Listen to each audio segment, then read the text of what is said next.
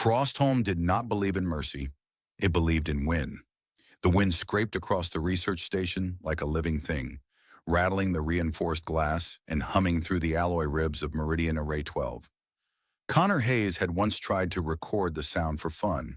He'd labeled the file, "Planet Complaining Again." It was now 3 hours old and already obsolete, because tonight the planet wasn't complaining. It was screaming. "Tell me that's just thermal expansion," he muttered, bracing one hand against the infirmary wall as the floor trembled beneath his boots. The station lights flickered from sterile white to emergency amber. A tremor rolled through the structure, deep, gut level, the kind that made your bones feel like tuning forks. Across the small medical bay, a tray of instruments clattered to the ground in protest. The comms panel crackled. Seismic surge detected beneath sublevel 4. Structural integrity at 60% and falling. All personnel proceed to evacuation points immediately. Connor stared at the ceiling. 60%? Luxury. He grabbed his med pack from the counter, slinging it over his shoulder in one practiced motion. His reflection in the steel cabinet looked back at him. Dark hair plastered to his forehead with sweat, a thin scar across his chin from a previous minor incident involving a cargo door and poor timing. He offered himself a tight smile. Another calm evening in paradise. The station lurched sideways. Somewhere down the corridor, metal shrieked as something large gave way. The air filled with a fine mist of ice dust drifting through ruptured insulation seams. Connor stepped into the hallway just as two technicians barreled past, their boots slipping on the frost, creeping along the floor. "Med bay's closed, gentlemen," he called after them. "Try not to bleed until we're outside." They didn't laugh. He didn't blame them. A second shock wave slammed upward from beneath the ice shelf. The lights died completely this time, plunging the corridor into darkness before emergency strips along the floor flickered on. Red arrows blinked, guiding survivors toward the hangar. Connor moved against the flow, deeper into the station. "Hayes, where are you going?" came a sharp voice over his wrist comm. "Taking the scenic route," he replied, ducking under a half-collapsed archway. "Sublevel 2 still has 12 personnel unaccounted for." "Forget them! We're evacuating!" He paused just long enough to let the silence on his end answer for him. Then he kept moving. The Meridian Array had been studying gravitational distortions beneath Frostholm's crust. Strange pulses that bent sensors and made navigation satellites hiccup. The scientists had called it an opportunity. Connor had called it ominous foreshadowing. He suspected he was winning that argument. He descended a narrow stairwell as another tremor rippled upward. The metal steps rang under his boots.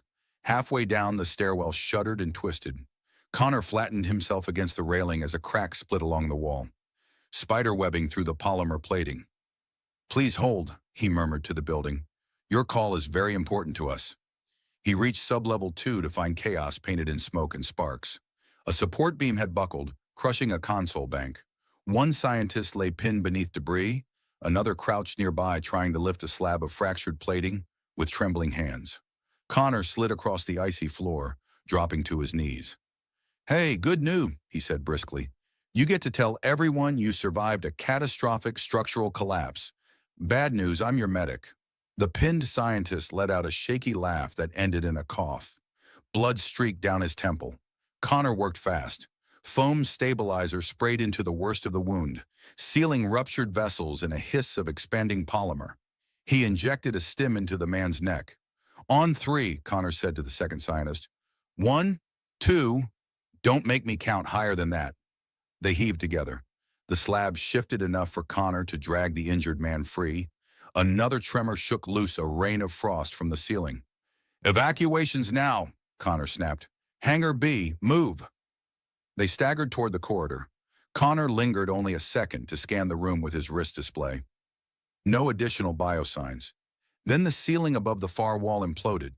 The impact thundered through the chamber, blasting a wave of ice and shattered alloy across the floor. Connor shielded his face, heart hammering. When the dust settled, a jagged opening gaped where reinforced plating had once stood. Beyond it lay open air and the white fury of Frostholm's storm. Through the breach, he could see the observation dome that had crowned this level.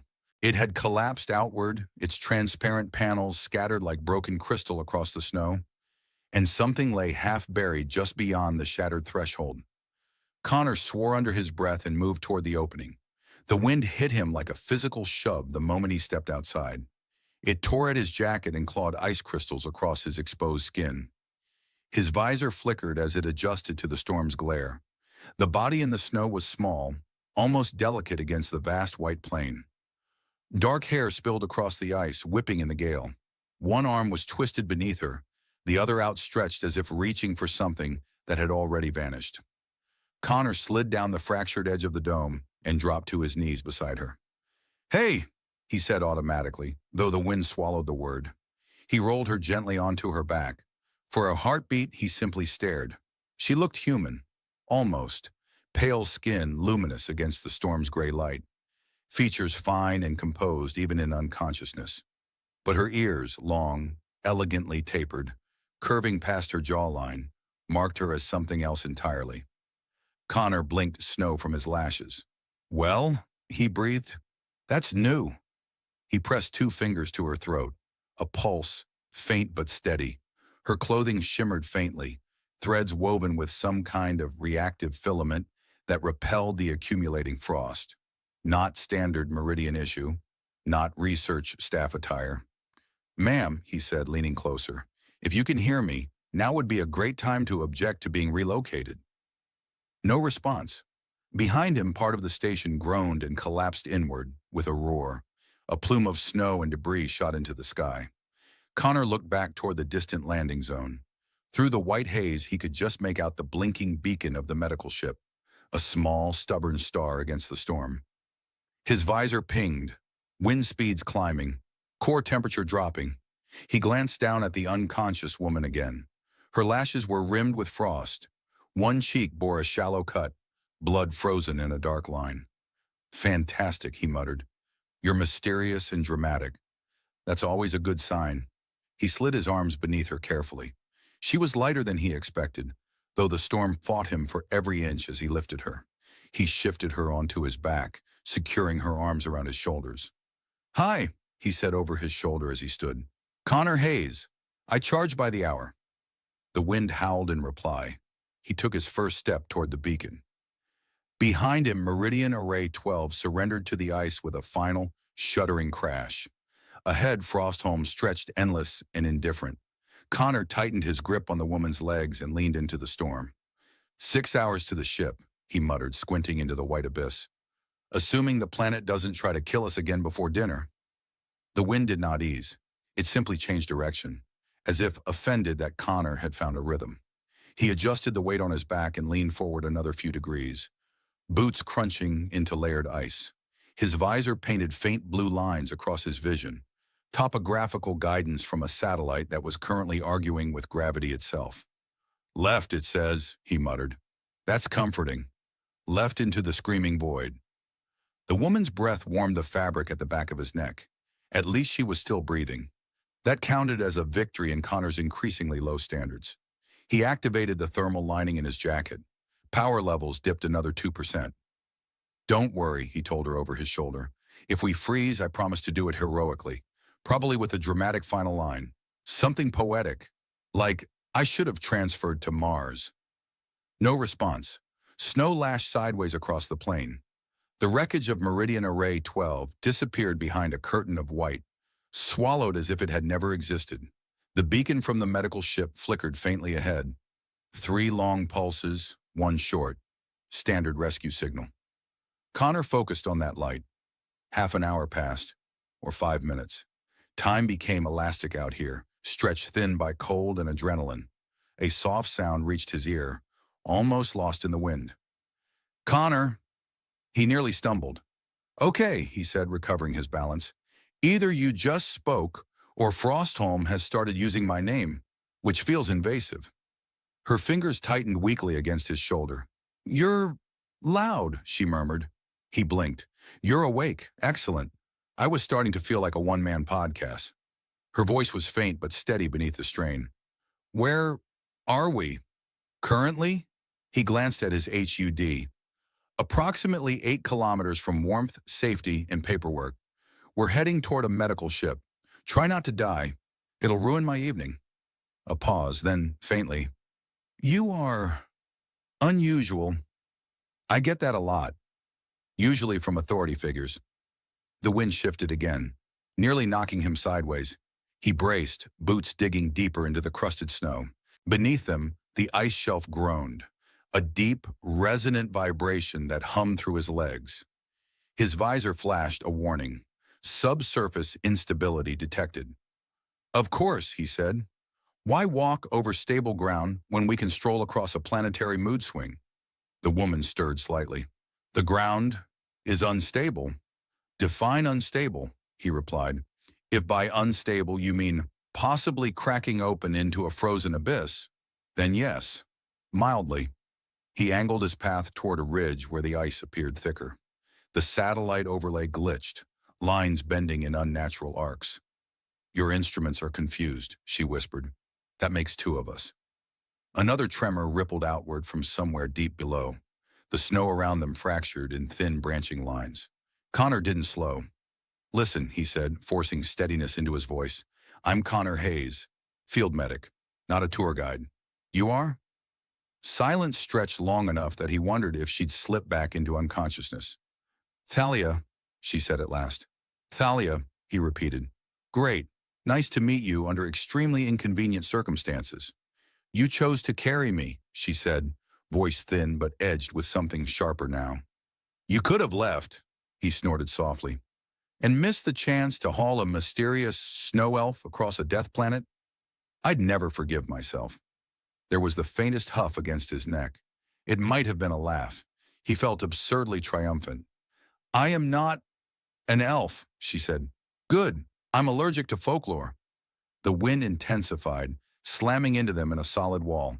Connor lowered his head and pushed through it step by step. His calves burned. His shoulders ached beneath her weight. How far? She asked. Far enough that I'm reconsidering every life decision that led here. Her fingers flexed slightly. Stronger now. You are injured, she observed. Only emotionally. Your left side. You favor it. He blinked. She was right. The earlier tremor in the stairwell must have strained something. He hadn't noticed. I've had worse, he said lightly. Once dislocated my shoulder chasing a runaway supply drone. Don't ask. I am asking. It was shaped like a penguin. I panicked. Silence. Then unmistakably a soft laugh against the storm. The sound startled him more than the tremors had. There, he said. See? We're bonding. The ridge ahead narrowed into a shallow pass between two jagged ice formations. The wind funneled through it at punishing speed. Connor hesitated only a second before committing. The moment they entered the pass, his HUD flared crimson. Motion detected. Three shapes emerged from the white haze ahead, low, angular forms gliding just above the surface. Their chassis were sleek and black, segmented like predatory insects. Blue optics pulsed at their front edges. Ah, Connor sighed. Scavenger drones, because the weather wasn't hostile enough. The drones pivoted in unison, sensors locking onto the heat signatures. Thalia's grip tightened. They are not human, she murmured. Very perceptive. The first drone darted forward with mechanical precision. Connor shifted his stance, one hand still securing her leg, while the other yanked the flare gun from his belt. He fired. A burst of brilliant magnesium light exploded between them. The drone veered aside, optics flaring as its sensors overloaded. Sensitive eyes, Connor called over the wind. Should have brought sunglasses. The second drone lunged lower, a thin cutting beam flickering along its underside. Connor swore and dove sideways, rolling across the ice while keeping her shielded beneath him. The beam sliced a glowing line into the snow where they had stood. Okay, he muttered breathlessly. Rude. He scrambled upright and fired again, aiming directly at the nearest optic cluster. The flare struck true, igniting against the drone's casing. It spun erratically, skidding across the ice before slamming into the ridge wall. One down. The remaining two adjusted, circling. Connor, Thalia said softly. Yes, mysterious passenger? Release me. Absolutely not. I can... Another beam lanced toward them. Connor pivoted, using the ridge wall as partial cover. The beam carved molten channels through the ice behind him. I appreciate the enthusiasm, he said through clenched teeth, but my current strategy involves you not being sliced in half. He triggered the emergency pulse emitter on his medpack. It wasn't designed for combat, more for dispersing aggressive wildlife, but it generated a sharp electromagnetic burst. He slammed it into the ice. The pulse rippled outward in a crackling wave. The drones stuttered midair, optics flickering violently. One dropped outright, crashing nose first into the snow. The remaining drone emitted a distorted whine before retreating into the storm. Connor slowed only when the ridge fell away and the beacon light reappeared ahead, faint but steady. Well, he panted, that was invigorating. Thalia's voice was closer to his ear now, stronger. You risk much for someone you do not know. He adjusted her weight again. His arms trembled with fatigue. I'm a medic, he said simply. You were breathing. That's usually enough. She was quiet for a long moment. The storm seemed to soften slightly, or perhaps he was simply growing numb to it. Connor Hayes, she said at last, her tone thoughtful. You are either very brave or very foolish. Multi-talented, he replied. Ahead, through the shifting white curtain, the silhouette of the medical ship grew marginally clearer, a dark shape against the horizon, landing struts anchored into the ice. Still far, still hours. Connor swallowed against the dryness in his throat. Stay with me, Thalia, he murmured. I am here. Good, because I'd really like to not explain to my superiors how I lost a patient between a gravitational anomaly and 3 homicidal snow robots. Another faint laugh warmed the cold air between them. Step by step, they continued forward into the storm. Connor stopped counting kilometers after the 9th time his visor recalculated the distance and added another 500 meters due to atmospheric distortion. He decided he preferred ignorance. Ignorance, at least, didn't blink red warnings in the corner of his vision. His breathing had settled into a harsh rhythm, fogging the lower edge of his visor. Each step sank half a boot deep into snow that had the texture of crushed glass. The wind no longer howled. It pressed, constant, heavy, as if the entire planet were leaning against him to see what he would do next. Still alive? He asked over his shoulder. Yes, Thalia answered, her voice steadier now. You sound disappointed. Just verifying. If you faint again, I'll need to upgrade the motivational speech. I am awake. Good, because I'm running out of monologue material. The beacon ahead flickered in and out behind thick waves of blowing frost. His internal clock estimated 3 hours since he'd left the station. His legs disagreed and insisted it had been 3 years. Another tremor rippled through the ice beneath them. Not violent, but sustained, a low oscillation that made the surface hum. Connor froze mid-step. Please tell me that's just normal planetary indigestion, he muttered. Thalia went quiet. He felt her head lift slightly from his shoulder. It is not normal, she said softly. The vibration intensified, then shifted direction, traveling beneath them like something moving through the depths.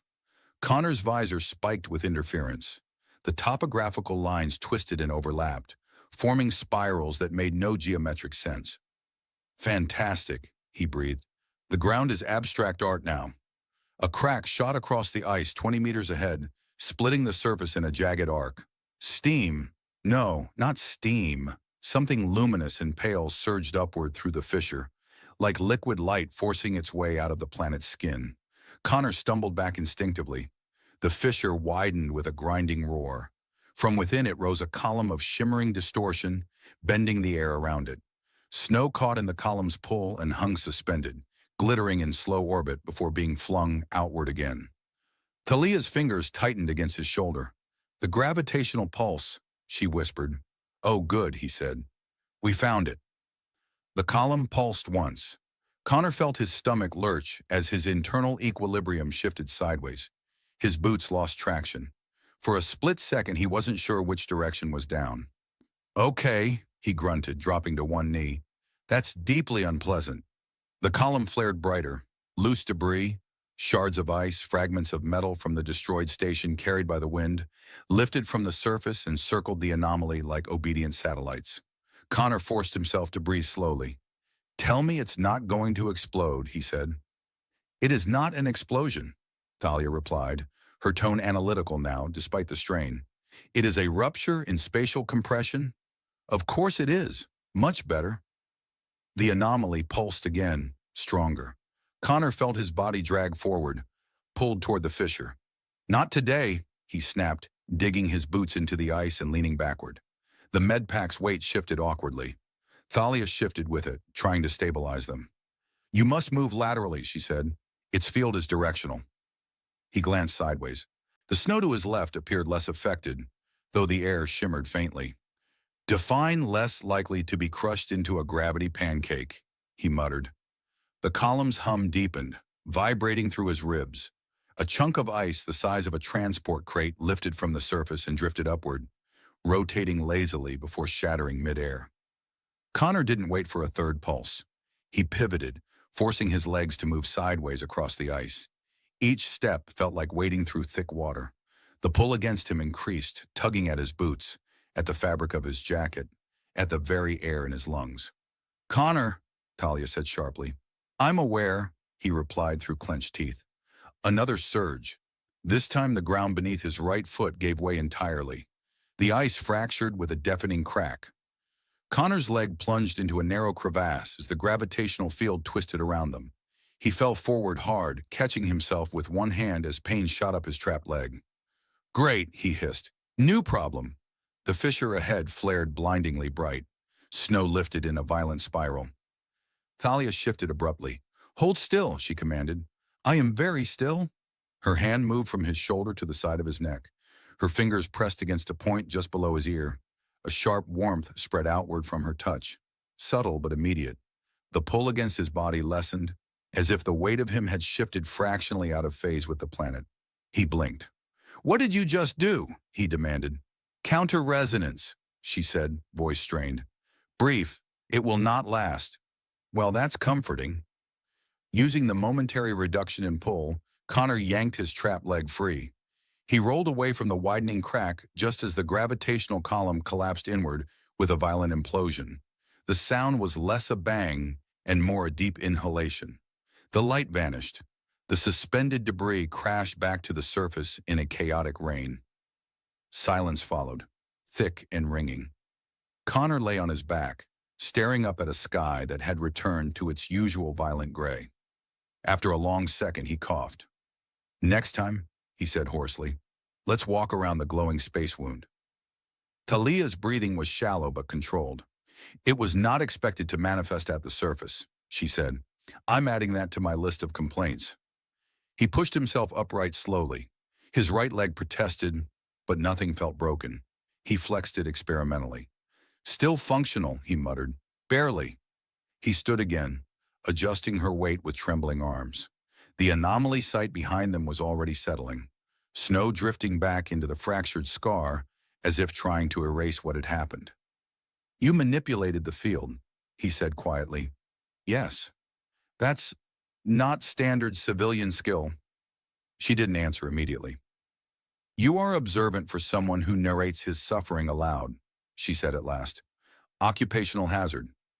He resumed walking, angling farther from the anomaly site. The beacon ahead flickered again, closer now but still maddeningly distant. For a while only the wind spoke between them. Then Thalia said, "You could have left me when the anomaly appeared." Connor snorted weakly. "And carry the guilt of abandoning someone during a gravity tantrum? Hard pass. You risked your life without knowing mine."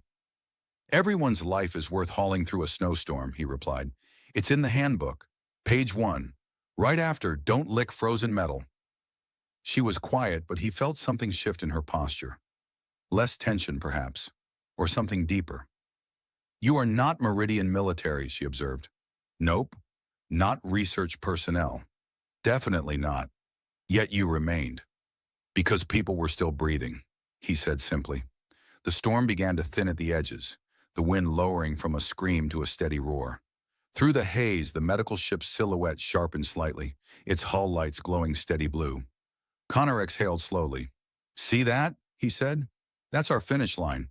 Warm floors, mediocre coffee, Bureaucrats who will ask me to fill out 12 forms explaining why I was nearly crushed by physics. I would like to see this coffee, Thalia murmured. You say that now. His legs trembled again, fatigue creeping in like frost beneath his skin. His internal temperature warning blinked amber. You are weakening, she said. I prefer the term dramatically persevering. Her hand shifted once more against his neck, less intense than before, but enough that a subtle steadiness returned to his steps. He glanced sideways as much as he could. You're doing that thing again. Yes. Should I be concerned? Only slightly. Perfect. They moved forward together, the planet temporarily quiet after its violent display. Behind them, the scar in the ice continued to fade beneath fresh snowfall. Ahead, the ship's lights burned steady against the endless white. Connor adjusted his grip on her legs and forced himself onward. 3 hours, he murmured. Maybe less. I am not accustomed, Thalia said softly, to being carried. Trust me, he replied, breath fogging the air between them. This isn't my usual hobby either.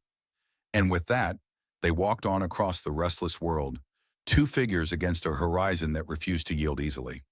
Connor's world narrowed to three things: the sound of his own breathing, the weight on his back, and the distant blue lights that refused to get noticeably closer. Good news, he muttered. I can still feel my toes.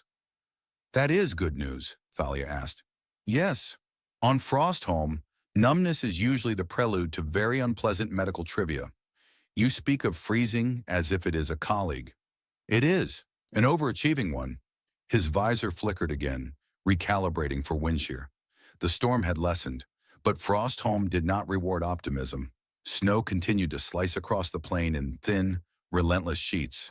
The ground beneath his boots felt firmer now, though every few steps a hollow vibration reminded him that the ice shelf was still alive, still shifting. He adjusted her higher on his back. His shoulders burned. His lower spine had begun filing formal complaints. Connor, she said quietly, set me down. No, you are near exhaustion. I'm pacing myself. You are staggering. That's my efficient walk. She exhaled slowly. Even through the wind, he felt the subtle shift of her focus. Her fingers rested lightly against his collar again. You rely too much on deflection, she said. I'm a medic. It's in the training. No, it is more personal. He let out a tired laugh. You've known me for 3 hours. 3 hours in extremity reveal more than years in comfort. That's suspiciously philosophical for someone who just survived a gravitational tear. Silence lingered between them, not empty but watchful. The ice ahead dipped into a shallow basin where snow had accumulated in thick drifts. Connor slowed, testing each step before committing his weight. His visor displayed faint anomalies in the air, thin distortions, like heat mirages in reverse. He frowned. That again. The distortions shimmered across the basin, subtle but unmistakable. Not another full rupture like before. Something smaller, residual. Localized gravitic eddies, Thalia murmured. The planet's crust is unstable. I noticed. You should arc right. He hesitated only a second before adjusting course. You sound very confident about planetary instability for someone who claimed not to expect it, he said. I did not expect it to manifest here, she replied carefully. But you know what it is. Yes. The wind shifted, carrying a low hum across the basin. The distortions intensified briefly, pulling snow into delicate spirals before releasing it again. Connor swallowed. You want to elaborate? Another pause. I am familiar with Meridian research, she said. Lots of people are. Not like this. He let that sit. They skirted the basin slowly. Once his left boot slid into an unseen pocket of softened ice, and he nearly dropped to one knee. He caught himself just in time. Elegant, he muttered. Very dignified. You have not dropped me yet, she said. That is dignified enough. Please don't jinx it. As they climbed the far side of the basin, the medical ship's lights became clearer, solid beams cutting through the thinning storm. He could make out the angled hull now, its stabilizers buried deep in the ice. Look at that, he breathed. Civilization. Thalia did not respond immediately.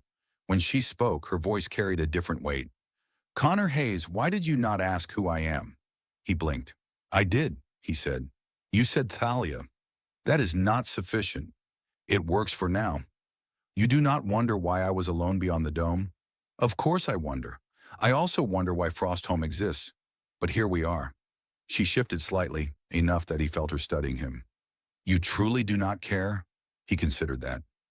I care that you're alive, he said at last. The rest can wait until we're somewhere with chairs.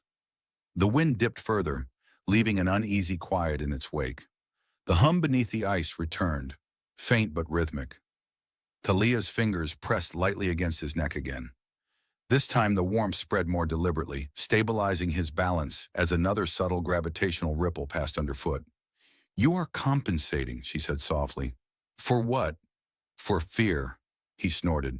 I'm terrified. I just don't see the point in advertising it. That is not the fear I mean. He frowned but didn't press her. The plain stretched wide around them now, the storm reduced to distant veils of white.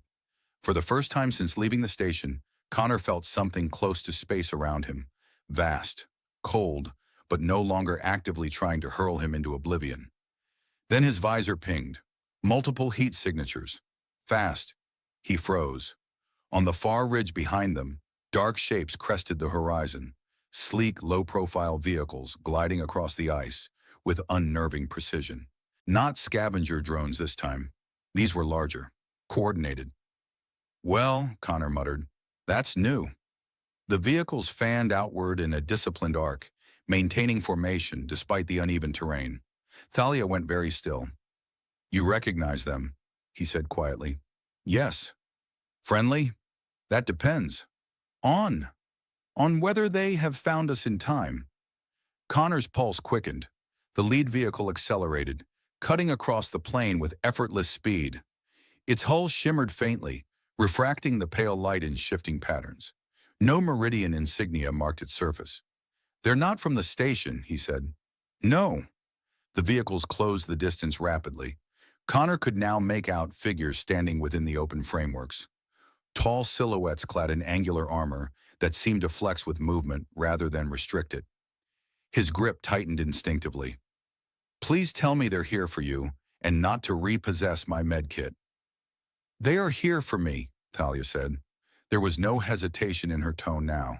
No strain, only certainty. Connor slowed to a stop as the vehicles decelerated in a precise semicircle around them, kicking up controlled arcs of snow. The hum of their engines resonated at a frequency that made the air vibrate. One of the armored figures stepped down onto the ice. The armor was seamless, dark metal laced with faint luminous lines that pulsed softly along its contours. A helm concealed the figure's face entirely. The figure approached, then dropped to one knee. Connor blinked. Okay, he whispered. That's dramatic. The other armored figures followed suit, kneeling in perfect synchronization. No weapons were raised, no commands shouted. Only silence. The kneeling figure bowed its head toward the woman on his back. My Empress, a voice intoned through external speakers, rich and resonant, even against the open plain. We have secured the perimeter. Connor's brain stalled. I'm sorry, he said faintly. Thalia shifted. Connor, she said gently, you may set me down now.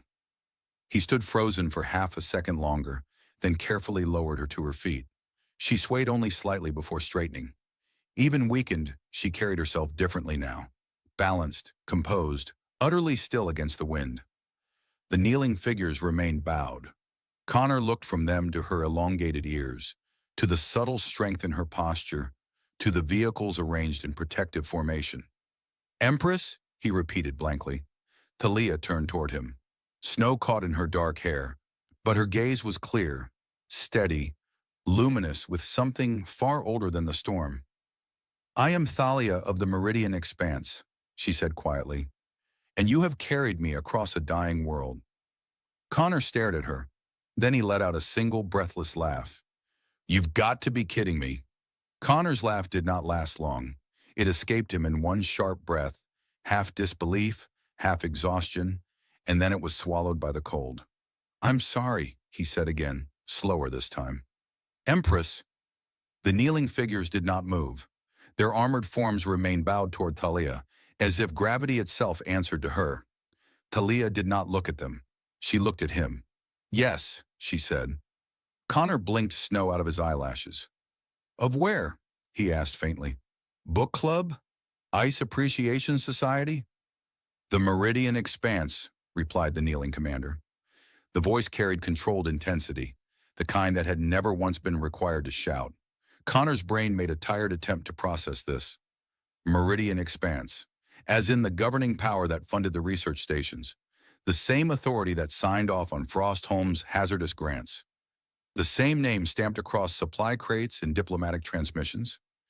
He looked back at Thalia, at the long, elegant ears he had previously categorized as mysterious snow elf feature, at the quiet composure that now seemed less accidental. Oh, he said.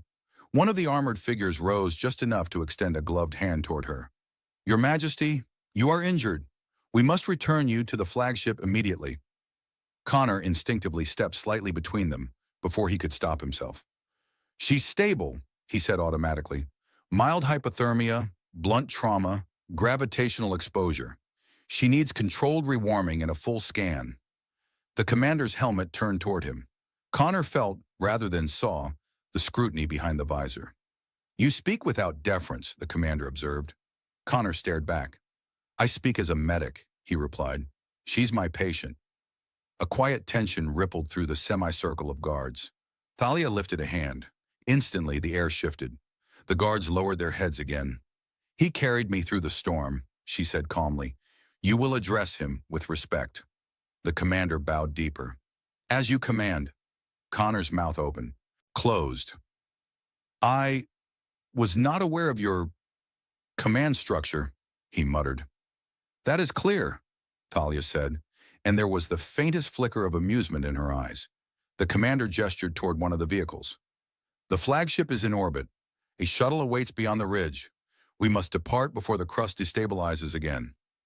As if punctuating the statement, the ground beneath them emitted a low, uneasy tremor. Connor glanced down. Right, he said. Planet's still trying to rearrange itself. Two guards stepped forward with a hovering stretcher platform, its surface shimmering with active stabilization fields. Connor felt an unexpected resistance tighten in his chest. He had carried her for hours. Through wind, drones, ruptures in space itself. Handing her over now felt abrupt. Thalia seemed to sense it. Connor, she said softly, walk with me. The commander hesitated. My Empress. Walk, she repeated. The guards adjusted quickly. Instead of placing her immediately onto the stretcher, they formed a protective perimeter as she moved forward under her own strength. Connor fell into step beside her automatically. The vehicles glided slowly around them, engines humming at a low resonance that made the air feel charged. You did not know, she said quietly, not looking at him. No, he replied. I absolutely did not. And yet you carried me. Yes. Why? He let out a tired breath. Because you were there. That is insufficient reasoning for most beings. I'm not most beings. She glanced at him then, something unreadable in her gaze. You never asked for reward, she said. I asked for coffee. She almost smiled. The ridge ahead rose gently, beyond which Connor could now see a sleek shuttle resting on extended gravitic struts. Its hull bore luminous sigils that shifted faintly in color, alive with encoded light. Your people move fast, he observed. They were searching from orbit when the array collapsed, she replied. He slowed slightly. They knew you were on the surface? They knew I had gone to inspect the anomaly personally? Connor stared at her. You went alone? I did not intend to remain. He let out a short, incredulous laugh. You're the ruler of an interstellar expanse, and you decided to personally check on unstable planetary physics? Yes. Of course you did. She tilted her head slightly. You disapprove? I disapprove of anyone walking into gravitational tears without backup, he said. It complicates my day. A sharper tremor rolled beneath them, stronger than the last. The ridge ahead fractured in thin, branching lines. The commander's voice cut in urgently. We must move now. The shuttle's engines brightened, power building. Connor felt the ice shift beneath his boots. A long crack tore across the slope ahead. widening rapidly. Okay, he muttered. That's not ideal. The guards activated their stabilization fields, luminous barriers flaring outward to counter the shifting gravity. The crack slowed, but did not stop. Thalia stepped forward abruptly. "Do not interfere," she said to the commander. She moved to the edge of the forming fissure. Connor's pulse spiked. "What are you doing?" he demanded. She lifted her hand, fingers splayed toward the fractured ice. The air around her shimmered. The crack halted. Not naturally, not by physics. It simply paused. The hum beneath the surface shifted frequency, aligning with the subtle resonance Connor had felt earlier when she touched his neck. The fissure narrowed slowly, the jagged edges drawing back together as if rewinding time by inches. The guards bowed their heads deeply. Connor just stared. "You're doing that counter-resonance thing again," he said faintly. "Yes. You could have mentioned that earlier." Her focus did not waver. "It requires precision." The ice sealed fully. Silence fell. Thalia lowered her hand. For a brief second, she swayed. Connor reached her before anyone else did. "Easy," he murmured, steadying her. The commander stepped forward quickly. "My Empress, the exertion—" "I am aware," she said, though her voice carried strain now. Connor felt anger flare unexpectedly in his chest. "She needs rest," he snapped. "You said you had a shuttle. Use it." The commander hesitated only a fraction of a second before gesturing sharply. The hovering stretcher slid forward again. This time Thalia did not resist. Connor helped guide her onto the stabilization field. The surface adjusted instantly, conforming to her form and emitting gentle warmth. She looked up at him. "You are still thinking," she said softly. "Unfortunately." "Of what?" "That I carried you because you were injured," he replied. "Not because you were important." Her eyes held his. "That is precisely why it matters." The shuttle ramp extended with a smooth hiss. "Closed." "I was not aware of your command structure," he muttered. "That is clear," Thalia said, and there was the faintest flicker of amusement in her eyes. The commander gestured toward one of the vehicles. "The flagship is in orbit. A shuttle awaits beyond the ridge. We must depart before the crust destabilizes again." As if punctuating the statement, the ground beneath them emitted a low, uneasy tremor. Connor glanced down. "Right," he said. "Planet's still trying to rearrange itself." Two guards stepped forward with a hovering stretcher platform, its surface shimmering with active stabilization fields. Connor felt an unexpected resistance tighten in his chest. He had carried her for hours. Through wind, drones, ruptures in space itself. Handing her over now felt abrupt. Thalia seemed to sense it. "Connor," she said softly, "walk with me."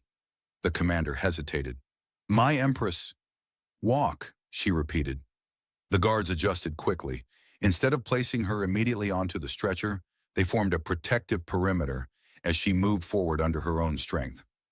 Connor fell into step beside her automatically. The vehicles glided slowly around them, engines humming at a low resonance that made the air feel charged. "You did not know," she said quietly, not looking at him. "No," he replied. "I absolutely did not. And yet you carried me." "Yes." "Why?" He let out a tired breath. "Because you were there.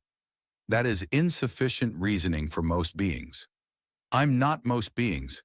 She glanced at him then, something unreadable in her gaze. "You never asked for reward," she said. "I asked for coffee." She almost smiled. The ridge ahead rose gently, beyond which Connor could now see a sleek shuttle resting on extended gravitic struts. Its hull bore luminous sigils that shifted faintly in color, alive with encoded light. "Your people move fast," he observed. "They were searching from orbit when the array collapsed," she replied. He slowed slightly. "They knew you were on the surface?" "They knew I had gone to inspect the anomaly personally." Connor stared at her. "You went alone?" "I did not intend to remain."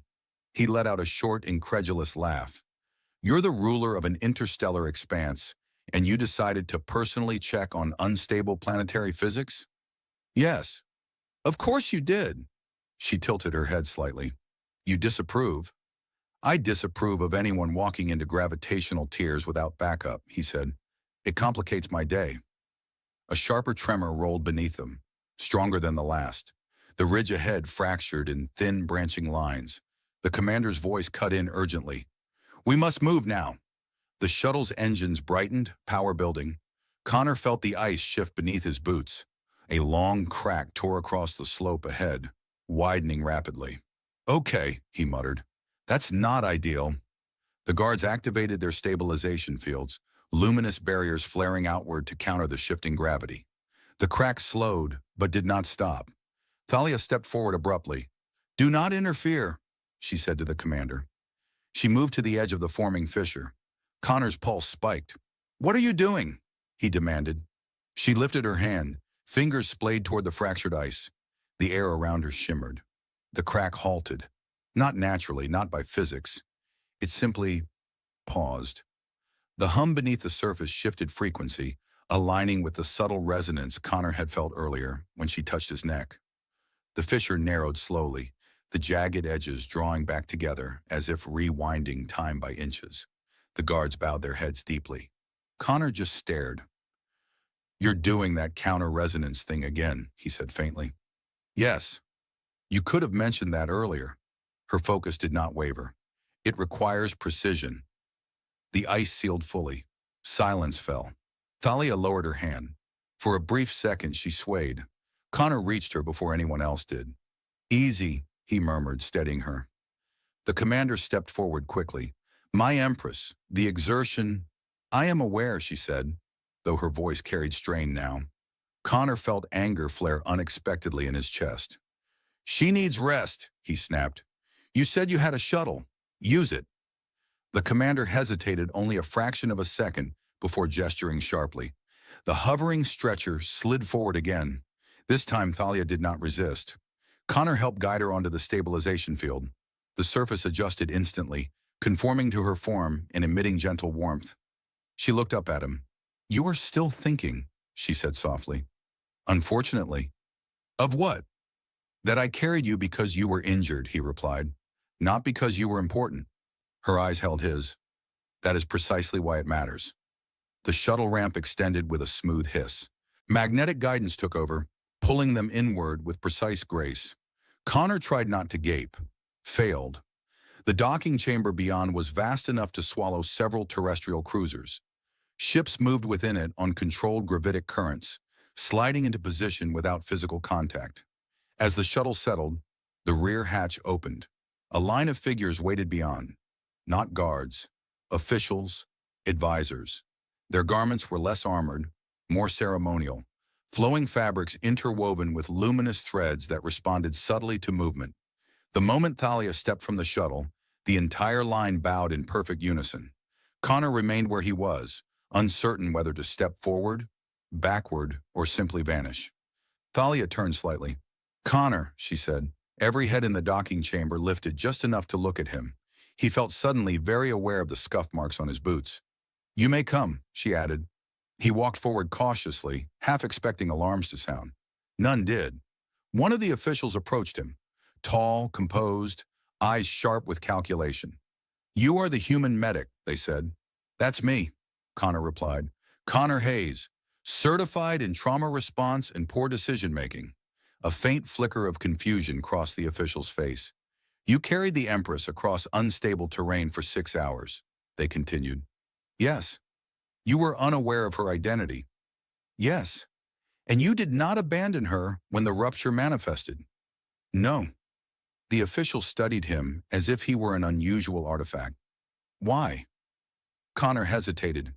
He could feel dozens of eyes on him. He glanced briefly at Thalia. She was watching him, not as Empress, but as the woman who had leaned against his shoulder in the storm. He exhaled. "Because she was there," he said simply. "Because she was injured. Because leaving wasn't an option." Silence settled across the chamber. The official turned slowly to Thalia. "My Empress, shall we proceed with formal commendation?" Connor stiffened. "Oh no," he muttered. Thalia did not answer immediately. Instead, she stepped closer to him.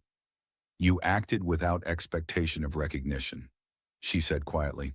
"Correct. You did not know your actions would alter political equilibrium. That was not in my to-do list." A faint ripple of restrained amusement moved through the nearest advisors. She held his gaze. In the expanse, she said, loyalty is often transactional. Allegiance is negotiated. Duty is codified. Connor shifted slightly. I didn't negotiate anything. No, she said. You did not. She turned to the assembled officials.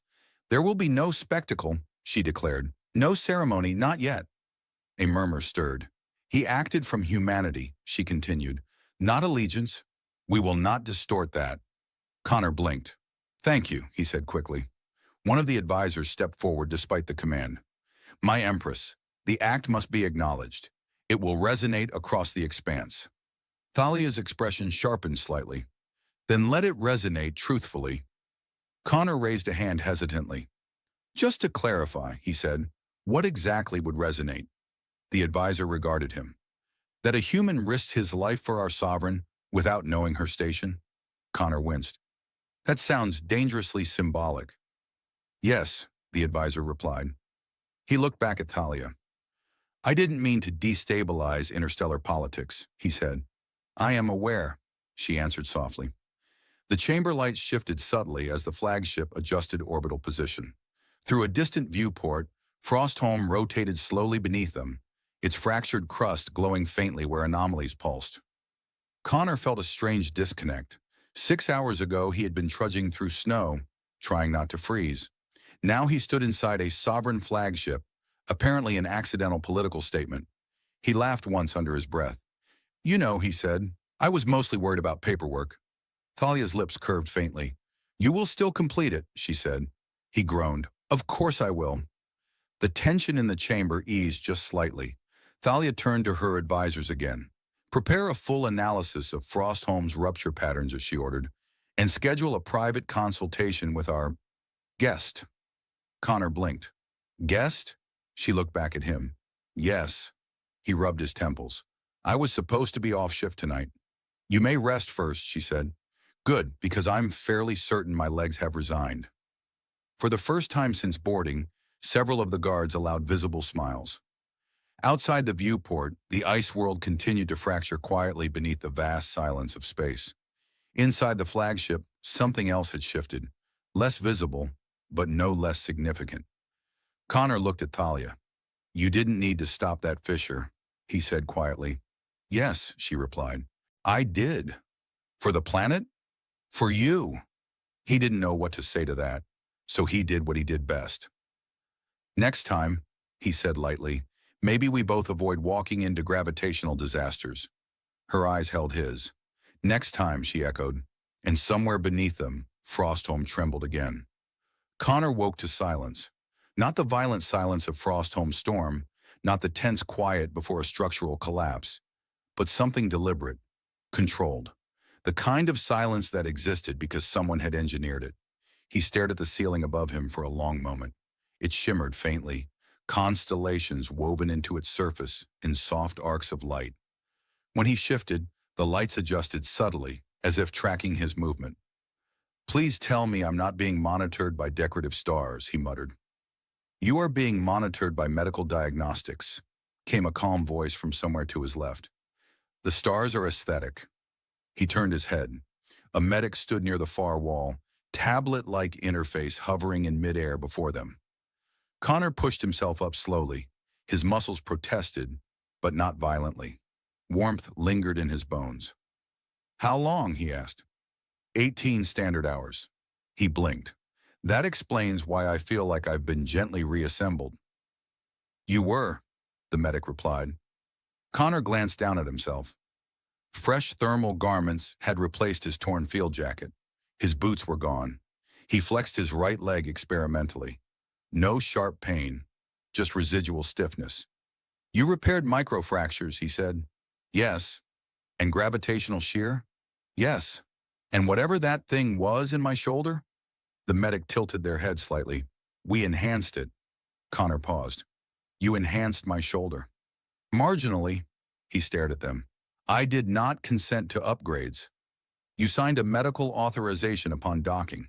He closed his eyes briefly. Of course I did. The medic's expression did not change, but something about their posture suggested restrained amusement. Her Majesty requests your presence when you are able. Connor exhaled slowly. Right. He swung his legs over the side of the bed and stood. The floor beneath his bare feet adjusted temperature instantly. Still no coffee? He asked. It has been prepared. He stopped mid-step. Now we're talking. The corridors of the Sovereign Array did not feel like a warship. They felt intentional. Energy flowed visibly through translucent channels in the walls, not hidden, but integrated. Figures moved with quiet purpose, pausing briefly as he passed, not bowing, not quite, but acknowledging. He tried not to notice. He failed. I am not a symbol, he muttered to himself. A nearby attendant glanced at him. Pardon? Nothing. He reached the chamber, indicated by the medic, and hesitated only a fraction of a second before stepping through. Thalia stood near a broad viewport, Frostholm turning slowly beneath her. No guards flanked her. No advisors hovered. She wore simpler garments now, though nothing about her posture was simple. You look better, he said. You as well. He crossed the room, stopping a respectful distance away. 18 hours, he said. That's a long nap. You required it. And you? I required less. He studied her. The exhaustion he had seen on the ice was gone. In its place was something steadier, measured, contemplative. You stopped the rupture reports, he said. Yes. I heard murmurs in the corridor. She turned toward him fully. The anomaly on Frostholm is not an isolated event, she said. It is a resonance cascade. If left unchecked, it would propagate across nearby systems. Connor folded his arms loosely. So the planet wasn't just having a bad day. No. And you knew. I suspected. He nodded slowly. And you went alone because I did not wish to ignite panic. He gave a short laugh. Your method of avoiding panic involves personally walking into unstable space-time. She regarded him calmly. You walked into it as well. That was an accident. You remained by choice. He hesitated. That was true. She stepped closer. The Expanse has relied too heavily on distance, she said quietly. On delegation. On abstraction. Frostholm reminded me that proximity matters. Connor looked past her briefly at the fractured world below. It reminded me I should probably update my career goals, he said. She tilted her head. You have considered leaving Meridian service. He blinked. You have very efficient intelligence networks. Yes. He exhaled slowly. I was tired, he admitted, of patching up consequences, of responding to things other people decided. And now? He thought about the storm, about the anomaly, about carrying her through something neither of them had fully understood. I'm still tired, he said, but I'm less detached. She studied him carefully. You no longer wish to step away? He shook his head. I don't think I can, he said honestly. Not after seeing what's under the surface. A faint shift in her expression. Approval, perhaps. We will deploy stabilization arrays around Frostholm, she said. The resonance cascade can be dampened. It will require cooperation between Meridian researchers and Expanse field specialists. Which means paperwork, he muttered. Yes, he sighed. I suppose someone has to supervise the med teams. You would accept such a role? He met her gaze. I carried you because you were injured, he said. Not because you were Empress. I know. But now I know who you are, he continued. And if you're going to keep walking into dangerous anomalies, someone should probably be nearby to complain about it. For a heartbeat, she said nothing. Then she laughed. Not restrained, not ceremonial. A genuine, unguarded laugh that echoed softly against the chamber walls. You would scold me, she said. Professionally. That is new. He shrugged lightly. Growth. Silence settled between them, but it was no longer tense. Outside the viewport, Frostholm's glow began to change. Along its equator, faint lines of light ignited, orbital stabilization platforms deploying in coordinated arcs. Connor watched them align, their fields interlocking. You're fixing it, he said. We are, she corrected gently. He felt that word settle somewhere deeper than he expected. We, he repeated. Yes. He hesitated. About the recognition, he said. The advisors seemed eager. They remain eager. And you? She stepped closer again, until the space between them felt deliberate. I will acknowledge your actions, she said. but not as spectacle, as truth. He nodded slowly. That I can live with. You altered more than political equilibrium, she added quietly. Oh? You reminded me of something simple. Coffee is important? That power without proximity becomes hollow. He smiled faintly. I just didn't want you to freeze. And that, she said, is precisely the point. A soft chime echoed through the chamber. An advisor's voice filtered in gently. My Empress, the first stabilization ring is fully synchronized. She did not look away from Connor. Begin the cascade dampening sequence, she ordered. Yes, my Empress. The lights across Frostholm brightened, then steadied. The subtle tremors Connor had grown accustomed to feeling in the floor of the flagship diminished. He exhaled without realizing he'd been holding his breath. Looks stable, he said. For now, she replied. For now is good. They stood side by side, watching the planet settle. You will remain aboard for a time, she said. As liaison, he raised an eyebrow. That wasn't a question. It can be, she replied. He considered it. The storm, the rupture, the kneeling guards, the way she had stood at the fissure's edge and closed it.